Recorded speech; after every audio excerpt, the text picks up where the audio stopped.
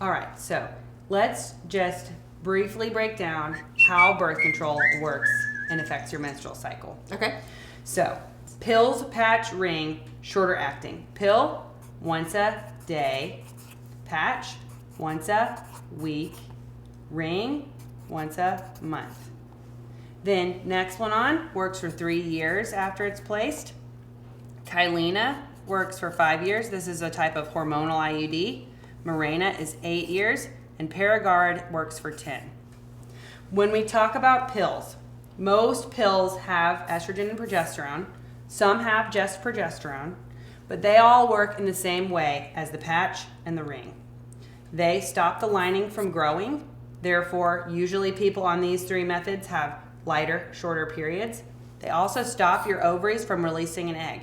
If there's no egg, it can't be fertilized, you can't get pregnant.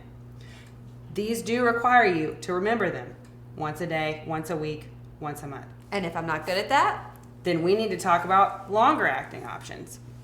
Next one on is the implant that goes under the skin of your arm. Lasts for 3 years. It's progesterone only. The biggest adverse side effect with next one on, though, is that because it stops this lining from growing so well, 30% of women with it do have some irregular spotting. Okay. It's not a health concern, but it can be annoying. Kylena is the hormonal IUD, progesterone only, that lasts for 5 years. It was actually made 2 millimeters in size smaller to fit in someone's uterus that's never been pregnant before. Mirena is a little bit bigger and lasts 8 years. These work completely different. It sits here inside your uterus, releasing localized progesterone. So it does stop the lining from growing, but it also thickens the cervical mucus so sperm can't get inside and fertilize an egg. Probably a lot of women with the hormonal IUD are still releasing an egg every month. Okay.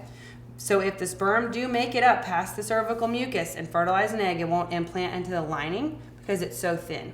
And that's where 50% of women with the hormonal IUD by 1 year have no periods, no bleeding anymore monthly. And then last is the non-hormonal IUD, Paragard. It has a copper coil. The copper kills sperm. It's a natural spermicide. If it makes it to the egg and fertilizes it, it won't implant into the lining because it would kill the developing cells.